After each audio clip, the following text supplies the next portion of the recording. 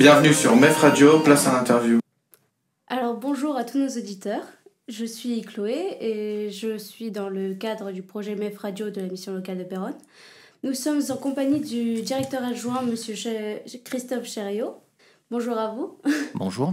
Merci d'être présent aujourd'hui. Merci de votre invitation. Alors monsieur Chériot, pouvez-vous vous présenter en quelques mots pour nos auditeurs, s'il vous plaît ? Donc, je m'appelle Christophe Chériot, je suis directeur adjoint de la Maison pour nos entreprises, l'emploi et la formation du Santerre Haute-Somme et j'occupe cette fonction depuis bientôt 18 ans. Pouvez-vous nous dire en quoi consiste l'activité de la MEF ? Alors, la MEF, donc la Maison pour l'entreprise, l'emploi et la formation, ce qu'il faut savoir, c'est qu'on a avant tout une mission locale. On n'en porte pas forcément le nom, mais on est une mission locale. Et comme toutes les missions locales en France, elle a pour objectif d'accueillir, d'accompagner les jeunes de 16 à 25 ans qui sont sortis du système scolaire, c'est-à-dire qui ne sont plus scolarisés. On va les accompagner sur différentes thématiques, et notamment sur leur recherche d'emploi et de formation.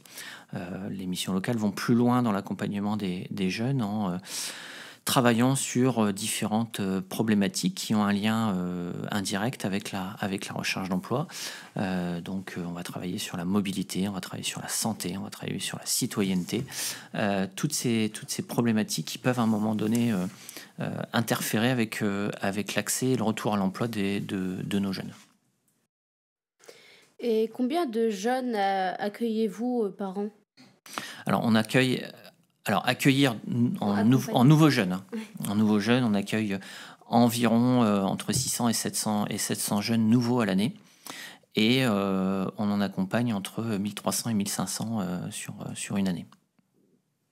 Merci beaucoup. Quel a été votre parcours professionnel pour atteindre ce poste ? J'ai fait une formation en psychologie, orientée sur la psychologie du travail.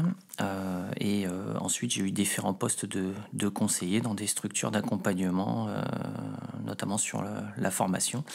Et j'ai postulé en 2006 à la mission locale du Santerre Haute-Somme. D'accord. Alors, pour vous, le bien-être sur son lieu de travail est-il important ? Oui, effectivement, c'est hyper important puisque les salariés qui se sentent bien dans leur poste et dans leur travail sont effectivement plus performants et ça leur permet aussi d'être moins absents de leur poste de travail. D'accord. Alors, qu'avez-vous mis en place pour contribuer au bien-être de vos salariés ? En fait, on est surtout au sein de la MEF sur une certaine flexibilité.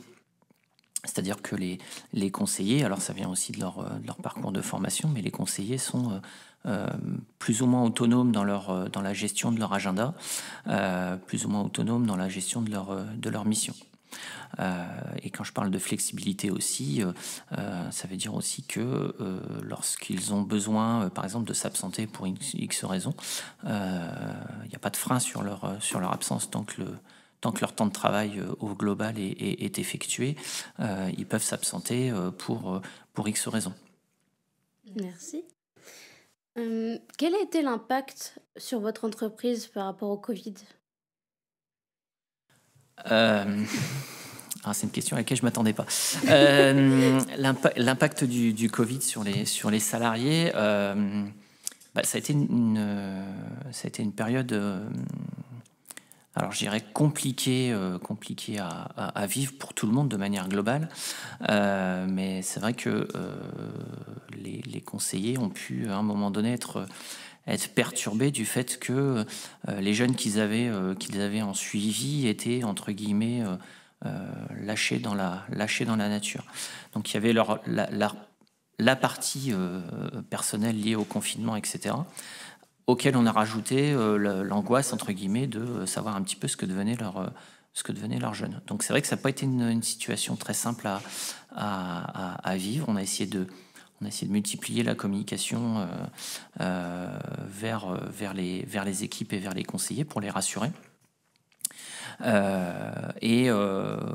on a essayé de maintenir ce lien de communication le plus possible. Et la stratégie qui avait été adoptée à l'époque, c'était dès la fin du confinement, de reprendre nos activités en présentiel au maximum, tout en effectivement respectant les gestes barrières, c'est-à-dire qu'on avait notamment procédé à l'achat de vitres en plexiglas pour protéger les salariés. On avait à l'époque aussi acheté des masques en tissu pour les salariés. Enfin voilà, toute une série de mesures qui ont permis effectivement de reprendre le travail en présentiel le plus rapidement possible pour minimiser l'impact effectivement sur les jeunes qu'on pouvait accompagner. D'accord. Et toutes ces mesures que vous avez mises en place, elles sont toujours d'actualité aujourd'hui ou... Alors pour certaines, elles se sont réduites, hein, c'est-à-dire que voilà, par exemple, le port du masque a été abandonné. Moi, je milite quand même pour que, dès lors que les gens se sentent un petit peu souffrants, il y ait le port du masque qui se mette en place, mais c'est quelque chose qui est un petit peu compliqué à remettre au goût du jour. Les plexiglas ont un petit peu, pour certains, pour la plupart des salariés, disparu de leur bureau. Mais effectivement, il reste des choses comme voilà, les capacités maximum dans les salles, etc. Mais c'est vrai que on s'aperçoit, et c'est le cas dans beaucoup d'entreprises, que les mesures qui avaient été prises lors du Covid ont été un petit peu, voilà, pas abandonnées, mais réduites dans l'organisation. Il y a une chose qu'effectivement j'ai oublié. Alors, pendant le Covid, on avait mis en place un télétravail, évidemment, et qui a perduré par la signature d'un accord au sein de l'entreprise sur un nombre de jours de télétravail dans l'année.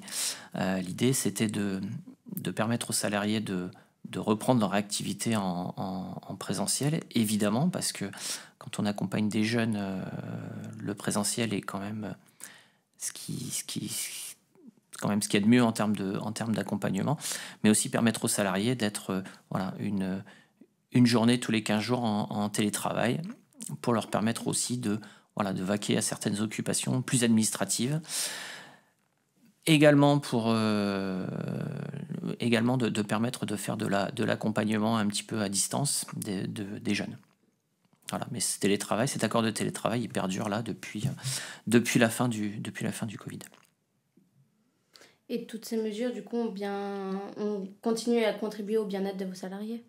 J'imagine, parce que le fait d'être une journée à la maison, même en télétravail, ça permet encore d'organiser son travail comme le souhaite le salarié, d'éviter une journée de déplacement, une journée de fatigue supplémentaire par rapport au déplacement.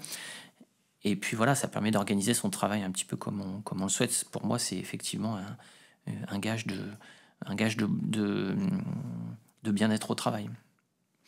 Après, la difficulté, c'est de ne pas non plus avoir des rythmes de télétravail trop importants. Parce qu'on se rend compte que, et on le voit dans la presse notamment, que certaines entreprises qui avaient fait du télétravail sur toute la semaine, 5 jours par semaine, là en reviennent, parce qu'effectivement les salariés se disent aussi qu'ils ne voient plus leurs collègues, ils n'ont plus d'échange avec leurs collègues. Et c'était important pour nous que les salariés de la structure puissent continuer à avoir une vie de groupe, une vie d'équipe au sein de la MEF, et il n'y a que le travail en présentiel qui permet ces échanges, en fait. C'était pour garder le lien social. Exactement, parce que c'est important dans le travail, le lien social. Alors, c'est vrai que certaines professions peuvent se permettre de travailler en autonomie et de manière est seul. Voilà, nous, le conseiller, quand il est face aux jeunes, de toute façon, il est en contact avec quelqu'un. Mais aussi, il a besoin de pouvoir échanger avec ses pairs sur des situations qu'il peut rencontrer et ce qui peut lui permettre d'aborder l'accompagnement de ce jeune différemment, de